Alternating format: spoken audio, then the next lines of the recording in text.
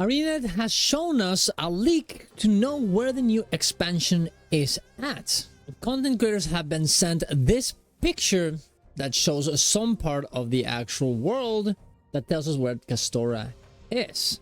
I watched Lara yesterday trying to figure out where this was gonna be, and I think everybody has arrived at the same conclusion. Also follow her, she's great.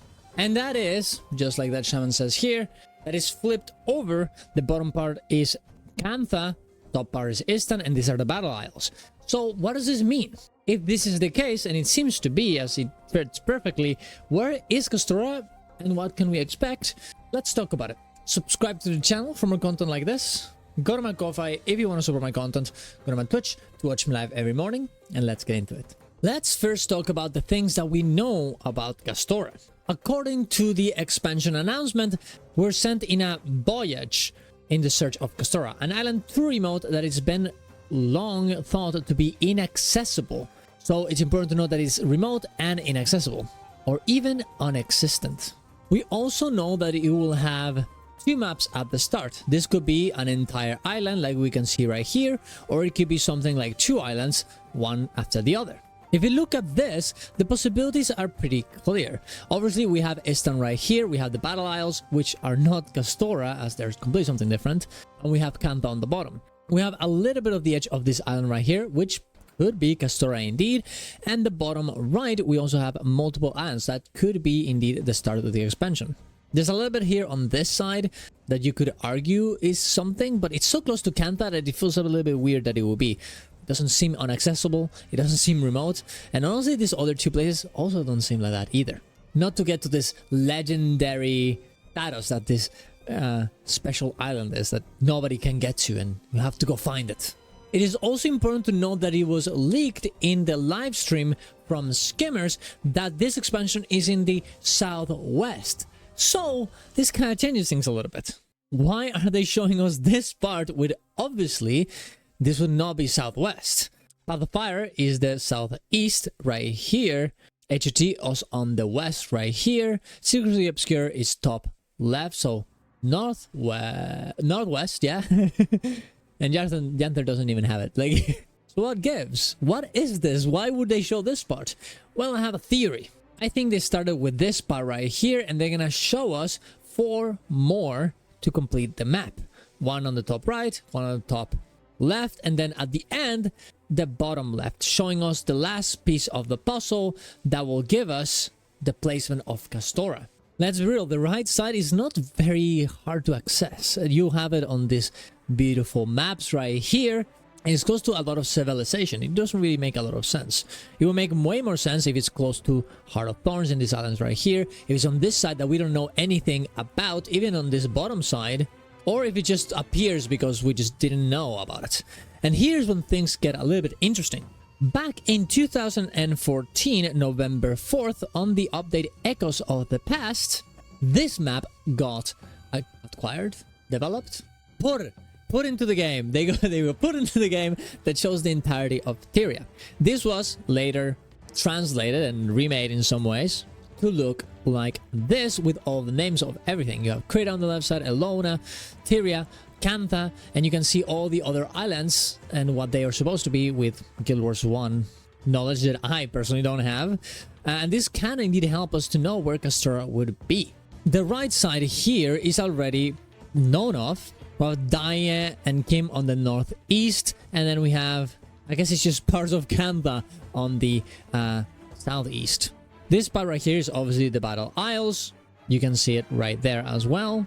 And on the left side you have Gwen, Ye, and the Sunken Islands. The Ye and the other thing, the Gwen one, I think would be this right here. And, you know, it seems fiery for some reason in that map. Maybe this is no longer the case, as Guild Wars 1 was a long time ago. And this probably the Sunken Islands, or maybe arid, as you can see here.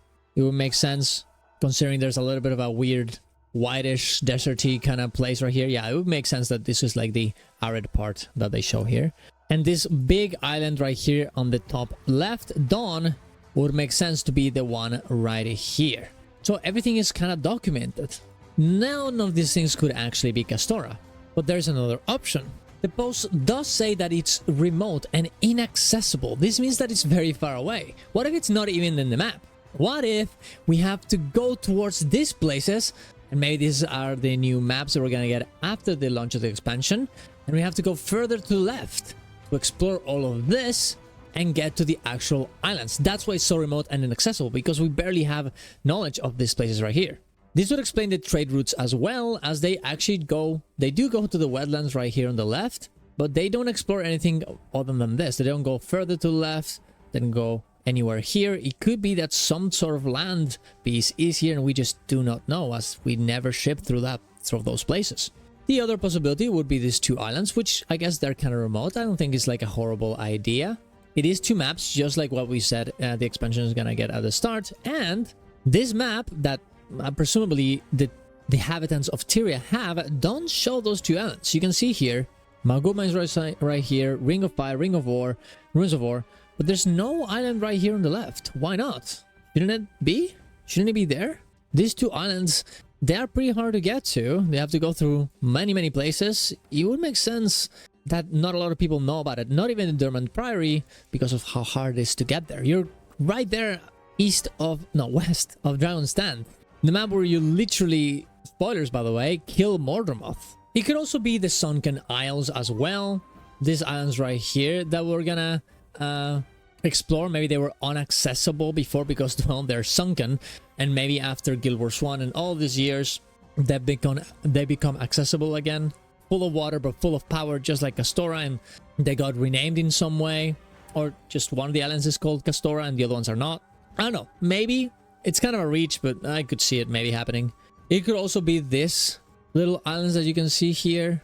One can be the homestead, the other ones could be the maps. It's kind of close to Kantha, so I found it very weird that we would have something like this here and nobody knows about it and it's so inaccessible. Like, the guild hall is right here. How is it possible that we can't just get there? Like, doesn't make a lot of sense to me, but it's kind of interesting. And the last option, and the worst one in my opinion, is that they just make it appear. Just like Dragonfall, that happened, spoilers again, when Kalkatorg fell. Maybe this one just, we didn't know about it. And it's just, hey, we never go here, so we just didn't know. It's a bit boring. I think one of the best things about Guild Wars 2, and this doesn't really happen in other MMOs, is that you actually know all the geographic places and you just don't go, so you don't know what it is there, but you know that it exists. And once you actually go there, it feels like you're exploring the world. You're having an adventure. I think it's awesome, and I don't want to lose that. With Dragonfall, I think it was like okay, because, well, the fall of the dragon of Kalkatorg provoked this island, so it's different, right? But Castora, I mean, we have explored a lot of here. Unless it's a moving island like Utopia, which would be a very cool concept, by the way, I don't really see the point in making it just appear. Just, you know, show us something to the left of this. Might as well, if you're gonna make something appear, because we don't know what's happening on the left side. The last thing would be indeed Utopia, a moving island that moves around the mists, which is a very cool concept that got scrapped back in the day, but it doesn't seem like they're going for that, as this is a very Aztecian type of expansion, not what we've seen in the actual Castoran expansion. So it could definitely be that we end up here at the end of the expansion. I think that's completely possible, but to say that Castora itself is gonna be this, I think it's probably not gonna be the case, but you know, who knows. I definitely would recommend you to go check out this website of Utopia. I think it's super cool, and maybe that's how we end up going to Guild Wars 3 at the end, you know, going through this special island in the mists. Maybe we get trapped there and we have to, and the entirety of Tyria gets destroyed with us there, and we have to go back 1,000 years later to repopulate it or something, or maybe you have to travel back in time. Who knows? It would be some very cool stuff there, to be honest. But hey, go check it out. I think I have a video on it, on Utopia, so I'll try and link it if that's the case. Thank you very much for watching, guys. Subscribe to the channel for more content like this. Go to my Ko-Fi if you want to support my content. Go to my Twitch. Twitch me live every morning. See you guys around. Love you all. Ciao.